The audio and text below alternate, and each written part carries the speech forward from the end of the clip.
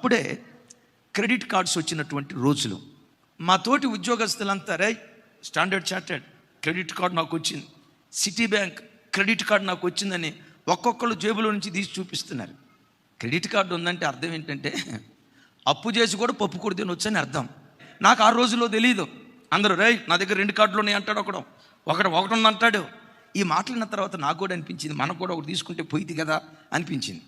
ఆ credit card తీసుకుందామని అటు వెళ్ళబోయేటప్పుడు దేవుని ఆత్మ చెప్తుంది, పొరపాటున వెళ్ళొద్దు, వద్దో నా మాటను ప్రభా తీసుకుంటా కానీ దాన్ని వాడుకోను నాయన.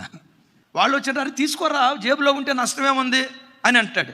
10 అడుగులు ముందుకేస్తా, దేవుని ఆత్మ చెప్పింది నష్టపోతావు, జాగ్రత్త నష్టపోతావు.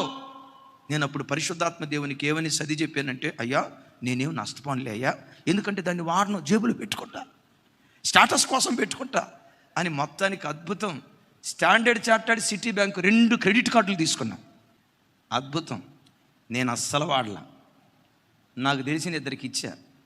ఆ రోజుల్లో 70,000 రూపాయలు వాడారు. వాళ్ళు కట్టక అప్పుడప్పుడు అప్పులోళ్ళు ఇచ్చినట్లుగా 50 రూపాయలు ఒకరోజు, 100 రూపాయలు ఒకరోజు, 200 రూపాయలు ఒకరోజు. అయితే విచిత్రం తెలుసా, 70,000 రూపాయలు తీసుకుంటే మొత్తం 1,20,000 అయింది.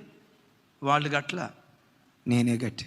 నేను బాధలో అప్పుడన్నా, దేవా నన్ను ఎందుకు తప్పించలేదయ్యా, నువ్వు వింటే కదరా నేను నీతో మాట్లాడా, వద్దురా మార్గం అని చెప్పా, ఒరే బడాయికి పోవద్దురా అని చెప్పా. ఎందుకురా నీకు స్టేటస్ లేనిపోయిన అంగమలేని, వద్దురా అని చెప్పే కదా నువ్వు. నా ప్రభువా నన్ను ఎందుకు తప్పించలా?